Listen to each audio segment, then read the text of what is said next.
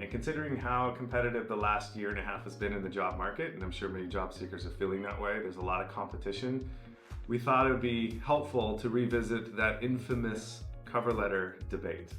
Yes, it's always a question we get. Should I write a cover letter? Should I not? Does anybody actually read it? And I think a lot of people are probably curious about should I not? How can I use ChatGPT for my cover letter? Hi, I'm Corey Malati. And I'm Hannah Bergerson. And we are recruiters in the HR division here at Bully Welch.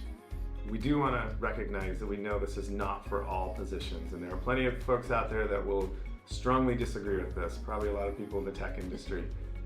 But in those scenarios, it's very technical skill focused, and that will obviously be most important on a resume. We're talking about the positions where the soft skills are going to be ultimately what gets you to an interview and the job. It's also, we recognize that this takes time, this takes effort. And so maybe you also really kind of save up your energy in your cover letters for positions that you are the most excited about and really want to kind of make that great impression with that application. I also want to note that if you are a candidate who maybe needs to provide a little bit more context to your background, maybe you are relocating, maybe you want to explain a gap in your resume, the cover letter is also a great place to do that. One thing to know, if a company is asking for a cover letter, write the cover letter. If they are asking you to address specific questions in your cover letter, please do so.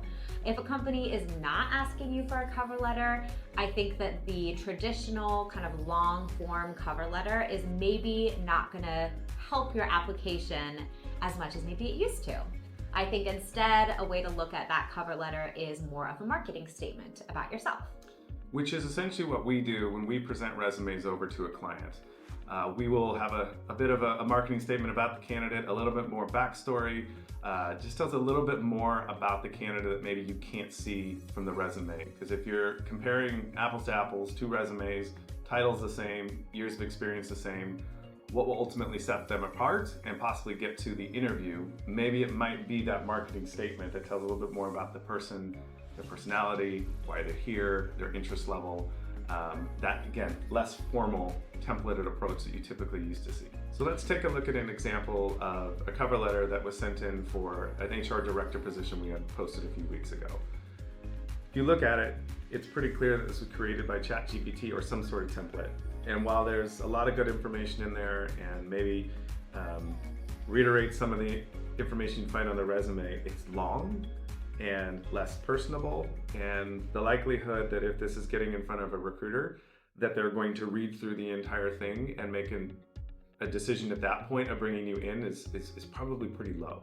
So here's an example of kind of that marketing statement that might be beneficial to replace the cover letter. It's a little bit shorter, it's a little less formal, your voice can really come through, and you're providing some additional context that isn't necessarily going to be on your resume. Maybe it's giving a little bit more of your background when it comes to location or even an industry connection that isn't clearly visible from your resume. So it's really a chance for you to use your own voice, make it a little bit more personal, a little less formal and stuffy, and really target it towards your audience.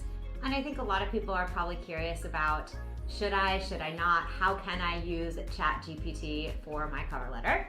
And I think that the challenge is it can be very obvious when you might have used this technology to fully write your cover letter for you. It's not very personalized. It clearly doesn't really have your voice.